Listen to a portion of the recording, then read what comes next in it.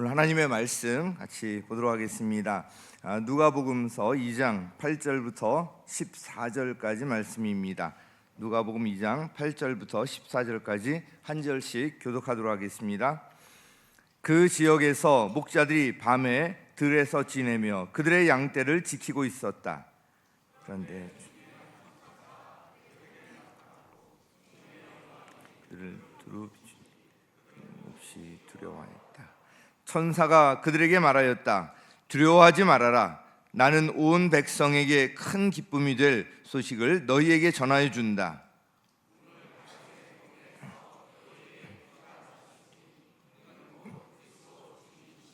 너희는 한 갓난아기가 포대기에 쌓여 구유에 누워 있는 것을 볼 터인데 이것이 너희에게 주는 표징이다.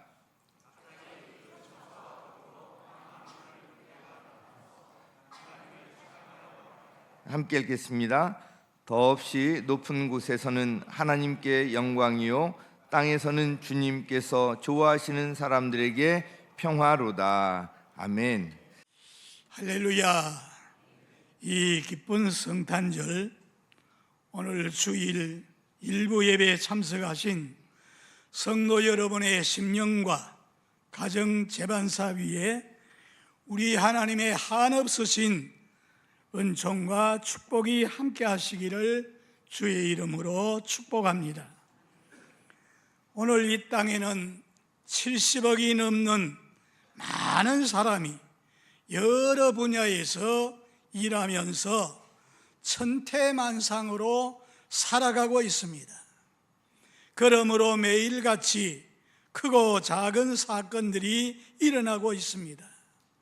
그 사건에 대한 소식들이 전 세계 구석구석에까지 전해지고 있습니다. 그 많은 소식들 중에는 사람들에게 기쁨을 주고 희망을 주고 용기를 일으켜주는 소식이 있는가 하면은 어떤 소식은 사람을 실망시키고 낙담하게 하고 불안과 공포를 일으키고 근심 걱정을 안겨주고 큰 충격을 안겨주는 그런 소식들도 많은 것입니다.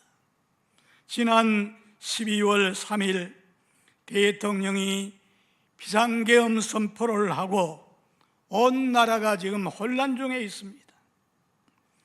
사실 지난 한 해 동안 우리에게 밝고 희망찬 기쁜 소식보다는 우리 마음을 침울하게 하고 불안하게 하고 근심 걱정되고 분노를 일으켜 세우는 그런 소식이 더 많은 것을 볼 수 있습니다. 타락한 인간들이 살고 있는 이 지구촌 구석구석에 어디서든지 인간을 불안케 하고 총말적인 이런 비극을 예견케 하는 이런 충격적인 비보들이 너무 많기 때문에 때로는 울기도 하고 한탄도 하면서 살아왔습니다. 성경에 보면은 앞으로 이런 일이 더 많이 일어날 것을 예고하고 있습니다.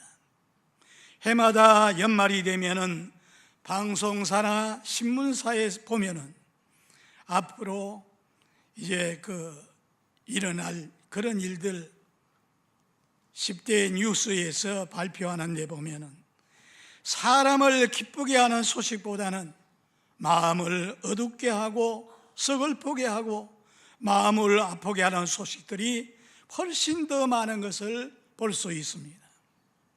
그러나 오늘 아침 우리에게 들려주는 소식은 인류 역사상 가장 먼저 천사의 입을 통해서 전해지는 소식이 기쁘고 좋은 소식입니다.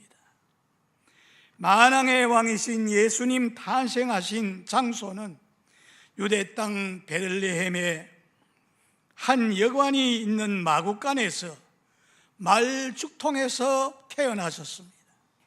그날 밤 차가운 들판에서 양치던 목자들에게 갑자기 찬란한 주의 영광의 빛이 비치는데 목자들은 무서워서 떨고 있는데 천사에게서 그 양치는 목자들에게 찬란한 그 빛을 비추면서 무서워하지 말라, 내가 온 백성에게 미칠 큰 기쁨의 좋은 소식을 너에게 전하노라. 오늘 다윗의 동네에 너희를 위해서 구주가 나섰으니 곧 그리스도 주시니라. 너희가 가서 강보의 사연 우인 아기를 보리니 이것이 너희에게 표적이라 했습니다. 그런데 강보의 사인 아기 예수 탄생이 어떻게 온 백성에게 미칠 큰 기쁨의 좋은 소식이 되며, 지극히 높은 곳에서는 하나님께 영광이 되고 땅에서는 기뻐하심을 입은 사람들 중에 평화로다 했습니다. 왜 예수 탄생이 큰 기쁨의 좋은 소식이 될까요? 그 이유가 무엇입니까? 오늘 말씀해 보니까 첫째, 천사가 예수 탄생을 큰 기쁨의 좋은 소식이라고 했기 때문입니다. 10절 말씀 보세요. 천사가 그들에게 말하였다. 두려워하지 말아라. 나는 온 백성에게 미칠 큰 기쁨이 될 소식을 너희에게 전하여 준다 그랬습니다. 예수님은 갑자기 오신 것이 아니라 성경에 보면은 454번이나 약속하셨습니다. 여자의 후손을 통해서, 처녀의 몸을 통해서 아기 예수로 온다, 그런 말을 454번이나 예언된 말씀이 그대로 이루어지는 겁니다.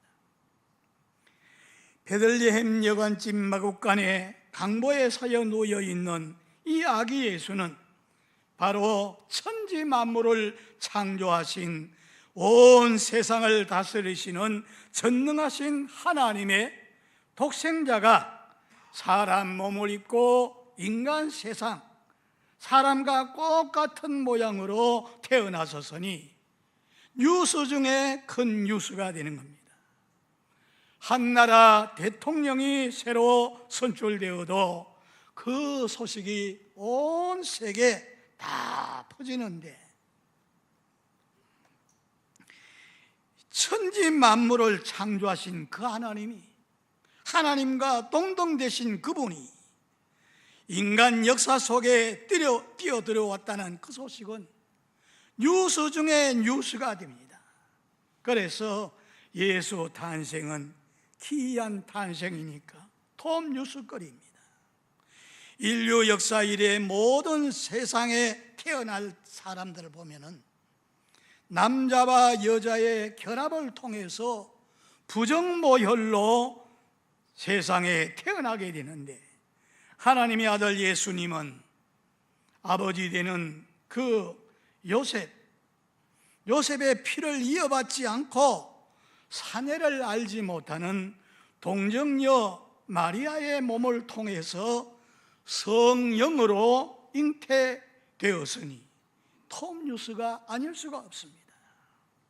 그리고 그 아기 탄생은 온 백성 만 백성에게, 모든 사람에게 미칠 큰 기쁨의 좋은 소식이라고 했습니다. 예수 탄생은 어느 한 개인이나 특정한 민족을 위해서 오신 것이 아니라 온 천하 만민, 모든 사람을 위해서 오셨기 때문에 거기에는 피부 색깔이나 인종차별이나 재산이 있고 없고, 지식이 유무, 사회적인 지위, 신분관계 이거 없이 모든 시대 모든 사람을 위해서 오셨기 때문에 천한 마국간에 태어나셔서 가장 낮고 천한 자라도 쉽게 맞이할 수 있게 그렇게 하셨습니다. 그러므로 아기 탄생은 온 세상 모든 사람에게 미칠 큰 기쁨의 좋은 소식이 되는 것입니다. 오늘 현대인들의 가장 큰 고민을 따지고 보면은 죄, 죽음, 전쟁. 그런데 예수님의 탄생은 인간의 가장 근본적인 이 문제를 다 해결해 주시기 때문에 큰 기쁨의 좋은 소식입니다. 두 번째, 예수님의 탄생. 왜 큰 기쁨의 좋은 소식인가 하면은 11절 말씀에 말씀하셨습니다. 오늘 다윗의 동네에서 너에게 날 구주가 나셨으니 곧 그리스도 주님이시라. 죄에서 구원하고 사탄의 억압에서 완전히 벗어나게 하시고, 그러기 위해서 마태복음 1장 21절에도 말씀을 밝혔습니다. 예수라는 뜻은 자기 백성을 저희 죄에서 구원하신다는 그 뜻입니다. 여러분, 우리 인생이 행복하게 살아야겠는데 불안하게 된 원인이 무엇입니까? 한마디로 죄 때문에 그렇습니다. 원래 지음받았을 때는 인간은 행복했습니다. 죄가 들어오고부터 온갖 불행과 저주와 재앙과 하나님의 심판이 임하게 된 것입니다. 사람이 죄를 짓고부터 하나님의 생명에서 떠나게 되고 하나님과 교제가 단절되어지고 하나님과 원수가 되어 진노, 형벌을 받게 되고 결국 죄값으로 죽고 망하게 되니 우리 인류의 원흉은 바로 죄입니다. 지금 우리나라가 이렇게 모든 사람이 고통하는 것도 지도자들이 나는 죄를 안 지었는데 검찰들이 이렇게 죄를 갖다 붙여가지고서 나를 죄라고 한다. 또 대통령 계엄을 선포하고 이랬는데 네가 더 큰 죄를 지었다. 죄 때문에 지금 우리가 고통을 당하고 있는 겁니다. 사람들은 자기는 죄를 짓지 않고 자기는 악한 자가 아니라고 변명을 하지만 성경은 모든 사람이 죄를 범하여 하나님의 영광에 이르지 못한다. 로마서 3장 23절에 말씀하셨습니다. 의인은 없나니 한 사람도 없다 그랬어요. 다 치우쳐서 무익하게 되었습니다. 죄는 그 마음 속에 있어서 그 악취는 입을 열 때마다 나옵니다. 열린 무덤처럼 나오고 손과 발은 죄 짓는 데 먼저 달려가고 고생과 파멸이 따른다고 했습니다. 그럼 내가 죄 있는 것을 어떻게 알 수 있습니까? 하나님의 눈이라고 하는 양심이 있기 때문에 자기 양심대로 살지 못한 것을 자기는 압니다. 그리고 하나님의 법이 되는 율법이 거울에 비추어 보면은 죄가 있는 것을 알게 됩니다. 율법이 있기 전에는 죄를 지어도 죄인 줄 모릅니다. 그런데 율법의 잣대에 비춰보면 하라는 것 하지 않은 것이 죄고 하지 말라는 것 하게 되는 것이 죄가 되는 겁니다. 그러기에 다 죄 가운데 빠져 있는 거예요. 거기다가 예수님의 법은 더 밝은 거울과 같아서 마음으로 형제를 미워하면은 살인죄가 되고 이웃의 것을 탐내게 되면 도적이 되고 이성을 보고 음욕을 품으면 벌써 간음죄와 같다 그랬어요. 그러니 죄 안 짓고 사는 사람이 없습니다. 사람이 죄인 되고 싶어 죄 지은 것이 아니라 사람으로 태어날 때 벌써 죄 가운데서 태어나서요 모친이 죄 중에 나를 잉태했다 그렇게 말하고 있습니다. 죄 안 지은 자가 없습니다. 그것뿐만 아니라 죄인 되고 싶어 지은 것이 아니라 태어나니까 벌써 죄 가운데 태어난 거예요. 그래서 죄악을 더불어 먹고 마시게 되었으니 이걸 자범죄라 그럽니다. 원죄와 자범죄 온갖 죄로 다 짓게 되니까 죄 때문에 불행하게 되고 죽고 망하게 된 인간이 죄 가운데서 다 죽게 되었으니 이러한 인간을 구원하시려고 예수님이 세상에 오신 겁니다. 병든 자에게는 의사가 필요 없는 것처럼 예수님은 나는 의인을 부르러 온 것이 아니라 죄인을 부르러 오셨다고 말씀했어요. 예수님은 여리고 동리에 동리 사람이 다 아는 부중축제로 부자가 된 삭개오라고 하는 세리장이 있습니다.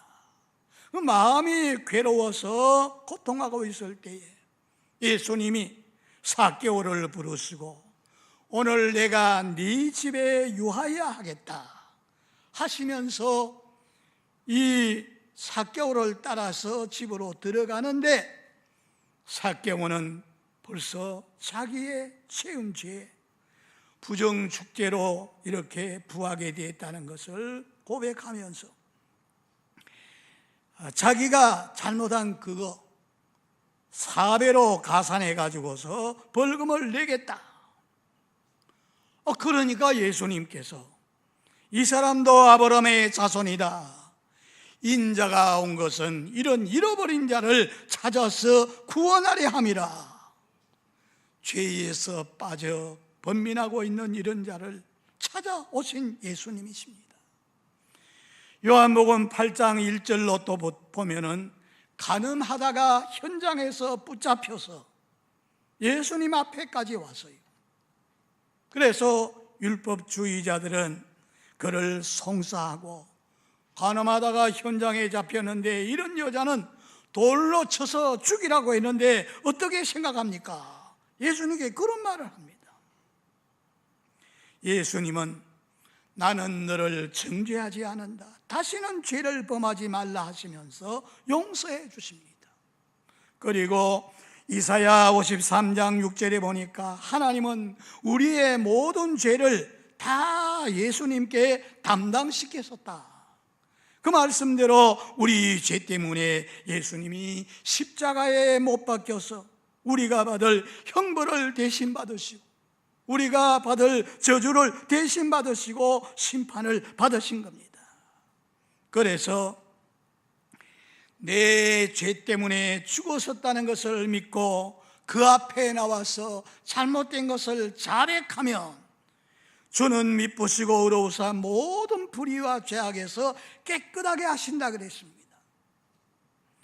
그래서 예수님은 우리 죄를 다 용서해 주실 뿐만 아니라 요한계시록 12장 7절에서 9절에 있는 말씀을 보면 죄를 짓게 한 원인자 마귀 뱀이요 용이요 사탄이 하는 일을 멸하기 위해서 오셨다고 말씀했어요. 그래서 사탄을 쫓아내고 마귀에 눌린 자를 자유케 하시고 그런 일을 하십니다. 사도행전 10장 38절에 보니까 하나님이 나사렛 예수에게 성령을 기름 붓듯이 부어주셔서 두루 다니시면서 귀신을 쫓아내고 병든 자를 고치시고 하나님 떠난 자를 하나님께로 돌아서게 하셨습니다.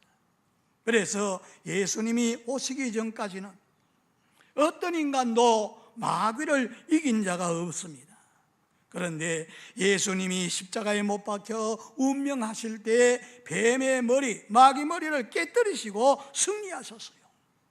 그래서 예수님만 이기신 것이 아니라 예수 믿는 저와 여러분 마귀를 쫓아낼 수 있는 권세까지 주신 겁니다. 예수 믿는 자에게 따르는 표적이 이것이니 귀신을 쫓아내고 새 방언을 말하고 병든 자에게 손을 얹으면 나으리라. 이런 표적까지 우리에게 주신 겁니다. 요한복음 10장 10절에 보니까 도적질하고 죽이고 멸망시키는 일은 바로 마귀가 하는 일인데 욥기서 2장 7절에 보면 사탄이 하나님 앞에 나와서 이 욥을 치니까 발바닥에서부터 머리 정수리까지 악상이 나가지고 욥이 고통을 당하게 됩니다. 병을 갖다 준 자가 사탄이라 그랬어요. 성경에 보면은 신약 성경에 90번 정도 귀신이란 말이 나오는데 그 중에 64번이나 귀신이 정신적으로나 육체적으로 사람에게 병을 주었다고 기록하고 있습니다. 그러나 하나님의 아들 예수님은 죄의 산물로 와진 질병을 치료하시고 재앙을 걷어치우고 복을 주시는 분입니다. 나 여호와는 너를 치료하는 자라. 내 말에 순종하면 애굽 세상 사람에게 내린 모든 질병에 하나도 너에게 내리지 아니하리니 나는 너를 치료하는 여호와라.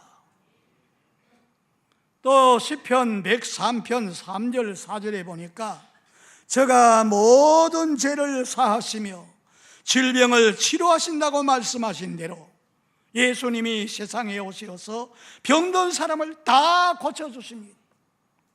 마태복음 8장 1절로부터 보면은 문둥 환자가 예수님 앞에 나와가지고 주여 원하시면 저를 깨끗하게 할 수 있습니다. 그때 예수님께서 내가 원하노니 깨끗함을 받으라. 즉시로 문둥병이 깨끗하게 낫게 됩니다. 마태복음 8장 5절의 이하에도 보면은 백부장 하인이 중풍병으로 막 열이 나고 막 죽어갑니다. 그럴 때 백부장이 예수님을 찾습니다. 그래 바깥에 나가서 예수님 만나기 위해서 나갔는데 예수님이 거기에 오십니다. 주여 내 하인이 몹시 괴로워합니다. 내가 가서 고쳐주리라. 주님 내 집에 들어오시면 나 감당치 못하겠습니다. 이 자리에서 말씀만 하시면 낫겠습니다. 야, 이 사람 믿음 대단하네. 이스라엘에서 이만한 믿음을 내가 만나보지 못했다. 가라, 내 믿음대로 나았다. 가보니까 그 하인이, 죽어가던 하인이 멀쩡하게 나았어요. 언제 이렇게 나았느냐 그랬더니 조금 전에 예수님 말씀하시던 그 시간에 낫게 되는 거예요. 시간과 공간을 초월해서 말씀하신 그대로 이 병자가 그만 고침을 받게 되고 하나님께 영광을 돌리게 됩니다. 이거를 본 제자들은 베드로의 장모가 열병으로 지금 고통하고 있는데 예수님을 모시고 그 집으로 들어가세요. 열병 앓고 있는 베드로 장모 손을 딱 만지니까 열병이 떠나가고 그만 깨끗하게 나아버립니다. 뿐만 아니라 제자들도 그런 성령이 함께 하시니까 그런 병 고치는 능력이 나타났어요. 사도행전 3장 1절 이하의 말씀에 보면은 베드로가 기도하러 성전에 올라가는데 40년 동안 안지마이로 거기에 와서 구걸하던 거지가 있습니다. 한 분 도와주세요. 손을 내미는데 나는 너를 도와줄 은금은 없지만 내게 있는 것으로 네게 주노니 예수 이름으로 일어나라. 벌떡 일어나서요. 걷기도 하고 뛰기도 하며 하나님께 영광 돌렸다 그랬습니다. 여호와 라파, 하나님은 만병의 대의사가 되십니다. 그 아들 되신 예수님이 지상에 오셔서 이런 병든 자를 다 고쳐주셨어요. 그래서 저가 징계를 받음으로 평화를 누리고 저가 채찍에 맞음으로 나음을 받았다. 너희 중에 병든 자가 있느냐? 교회 장로를 청할 것이고 그들은 주의 이름으로 기름을 바르고 위하여 기도할지니 믿음의 기도는 병자를 구원하리니 주께서 저를 일으키시리라. 지금도 우리 권사님 90세가 지금 넘었는데 목사님 내가 허리가 아파가지고 견디기 힘들었는데 설교하시고 난 다음에 아픈 데다 손 얹고 기도하라 그래서 기도했더니 그만 나았습니다. 90세가 넘었는데도 지금도 그 얘기를 하시는 거예요. 하나님은 치료하시는 하나님. 여러분 지금 고통 중에 있는 분이 있습니까? 주님이 하신 말씀을 그대로 믿으시기 바랍니다. 말씀을 보내사 위경에서 건지시고 저가 채찍에 맞음으로 네가 나았다 그랬으니 하나님 말씀을 믿고 고백하고 말씀 그대로 나갈 때 치료하시는 그런 손이 나타나서 치료받게 될 줄 믿습니다. 그러니까 예수 탄생이 온 세상에 미칠 큰 기쁨의 좋은 소식이라는 것입니다. 세 번째, 사람이 가장 무서워하는 것이 뭡니까? 죽음입니다. 죽음에서 건져주시고 영생을 주시기 때문에, 영생은 영원히 사는 것입니다. 그러니까 큰 기쁨의 좋은 소식이죠. 이제까지 죽음을 이겨낸 인간은 한 명도 없습니다. 지금까지 지구촌 이 땅을 떠나간 자가 약 1천억이 넘는다 그래요. 그리고 지금 이 땅에 살고 있는 사람은 70억이 좀 넘는다고 합니다. 그 많은 사람 중에 죽음의 권세에 깨뜨리고 승리한 인간은 한 명도 없습니다. 그런데 예수님이 이 땅에 오시면 자기를 믿는 자에게 생명을 얻고 영원히 사는 영생을 얻어 누리도록 하기 위해서 오셨습니다. 잘 아시는 대로 요한복음 3장 16절 뭐라 그랬어요? 하나님이 세상을 이처럼 사랑하사 독생자를 주소서니 이는 저를 믿는 자마다 멸망하지 않고 영생을 얻게 하려 함이라. 하나님이 이 성경 말씀을 우리에게 주신 것은 요한복음 20장 31절에 예수께서 하나님의 아들이심 그리스도이심을 믿게 하려 함이요 그 이름을 힘입어 생명을 얻게 하려 함이라. 할렐루야. 저는 어려서부터 이 죽음에 대한 공포 때문에 잠을 참 못 자고 시달릴 때가 많았어요. 제가 7살 때 가장 친하게 지내던 친구, 잠잘 때 외에는 항상 붙어 다녔는데 그 친구가 8살입니다.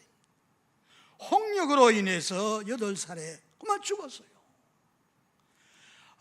그래서 그 다음부터 매일 밤에 그 아이가 나타나는데 같이 노는 거 꿈을 꾸게 되고, 그래서 그 아이 없는 세상에 산다는 것이 너무 재미없어 못 살겠어요. 그래서 같이 가고 싶다는 그런 생각까지 들었습니다. 그래서 우리 어머니에게 얘기했더니 사람이 한 번 죽으면 다시는 얼굴 볼 수 없다, 잊어버리라 그랬는데 잊어지지가 않아. 꿈에 매일 나타나서 같이 노는 거 이런 게 자꾸만 보이고, 그래서 잊으라 그래도 잊을 수 없습니다. 같이 가고 싶은 그런 생각이 있는 거예요. 그런데 저희 집 앞에 공터가 있는데 거기에는 동네 사람이 죽게 되면 상여를 메고 나가는데 거기에 보면은 소리를 먼저 하는 어화홍, 어화홍, 어화넘차, 어화홍 부르면 또 거기 상여 매는 사람들이 또 따라서 같이 불러요.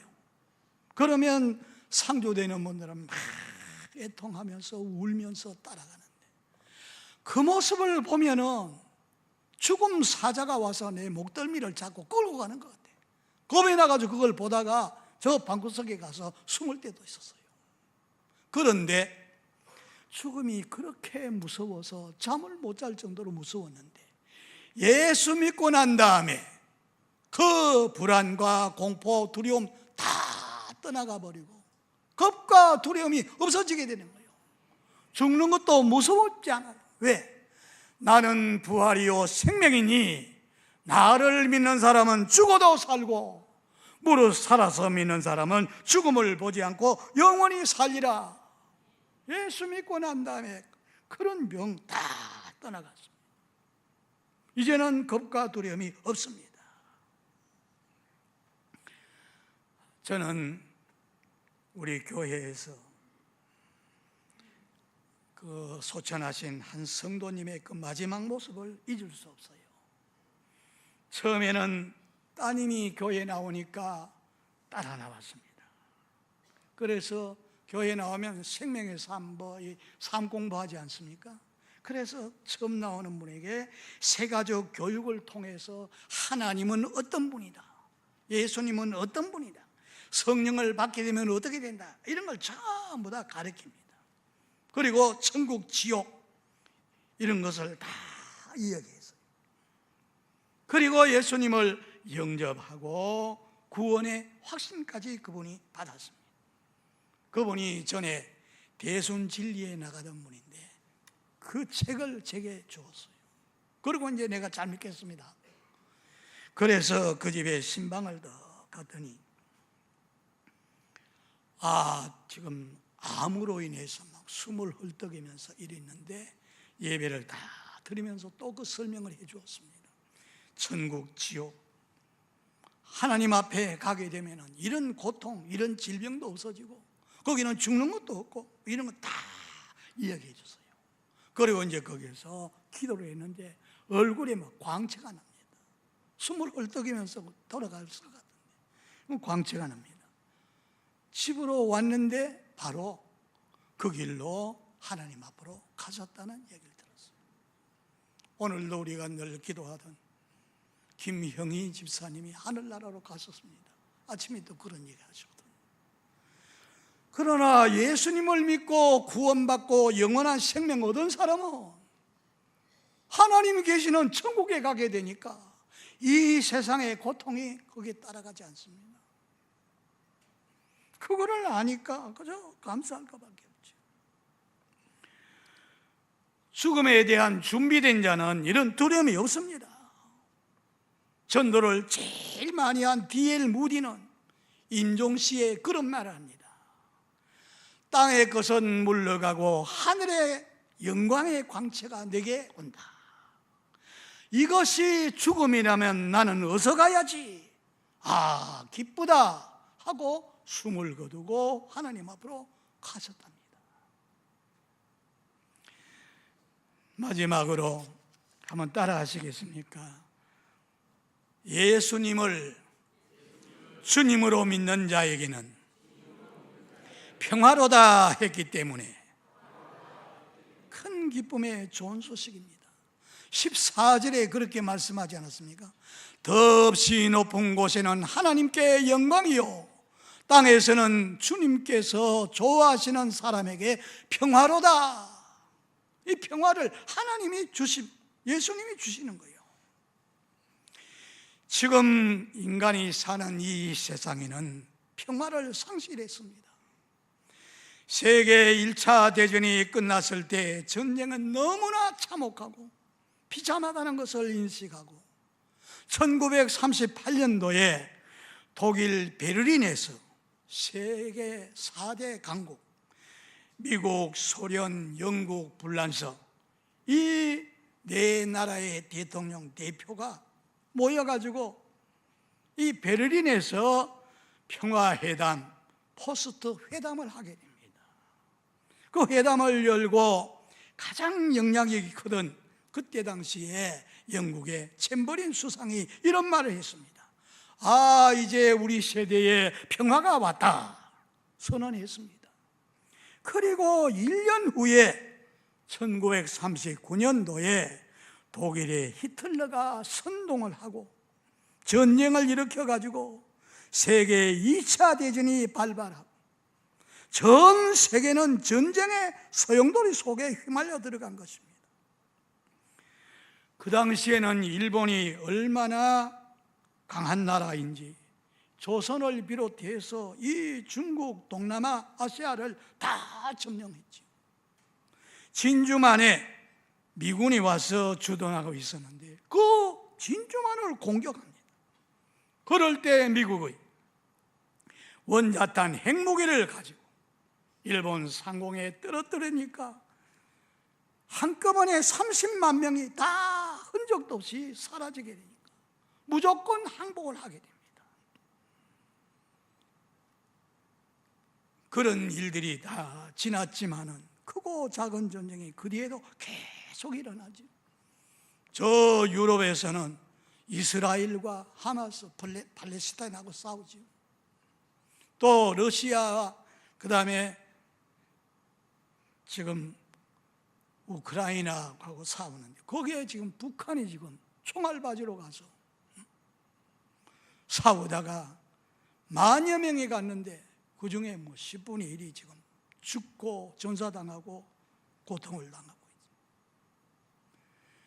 이렇게 해서 지금 또 앞으로 3차 대전이 일어나지 않을까 이러는 가운데 우리나라에서는 지금 계엄을 선포해가지고 지금 사령관들을 잡아가도 대통령을 탄핵시키고 이렇게 되니까 이 지금 안보에 대해서 공백이고 이런 가운데 혼란 중에 있습니다. 전쟁은 하나님께 있다 그랬으니 우리는 하나님 앞에 이거를 기도해야 됩니다. 우리의 간절한 기도를 하나님이 들으시고 이 나라를 보호하시고 지켜달라고 하나님 앞에 우리는 기도해야 됩니다. 어느 성탄 이브에 에이타 생키라고 하는 이 D.L. 무디는 복음을 전하는 전도자고 생키는 찬양하는 생키입니다. 그런데 델라웨어 강을 올라 거슬러 가는데 전기선을 타고 여행하고 있습니다. 그런데 사람들이 생키에게 노래를 청합니다. 그 생키가 복음 가수이니까 노래를 하는데 선한 목자 구세주여 항상 인도하소서 목자의 노래를 불렀어요. 찬송이 아주 은혜스럽게 들리게 되니까 사람들이 다 감사하고 하나님 앞에 찬양했습니다. 그런데 노래가 끝나고 나니까 어떤 얼굴이 새카맣게 끌린 이런 흑인이 생키 앞에 나와가지고 혹시 남북 전쟁 당시에 북군으로 참전하지 않았습니까? 그러니까 생키가 놀라면서 그때 참석했습니다. 1862년 달이 밝던 보름날 보초병으로 섰던 것을 기억합니까? 네, 기억합니다. 저는 남군의 보초병으로 근무했지요. 저는 그날 밤에 당신을 향해서 총을 겨누고 있었습니다. 저자는 오늘 밤에 내 손에서 벗어나지 못하고 죽게 될 거다.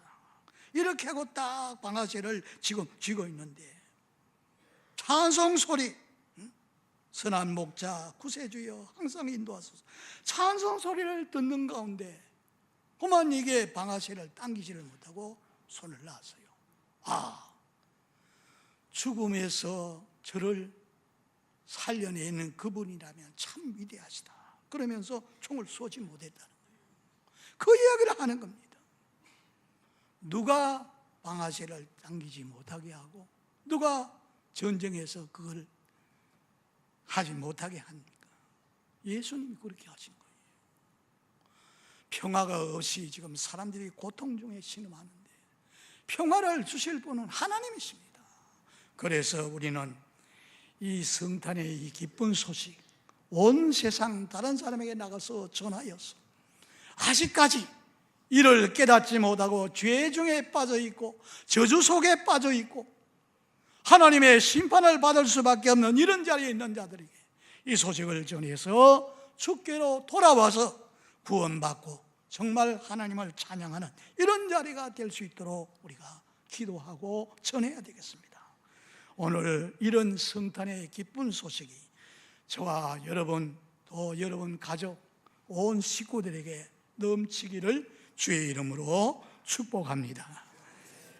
기도하겠습니다.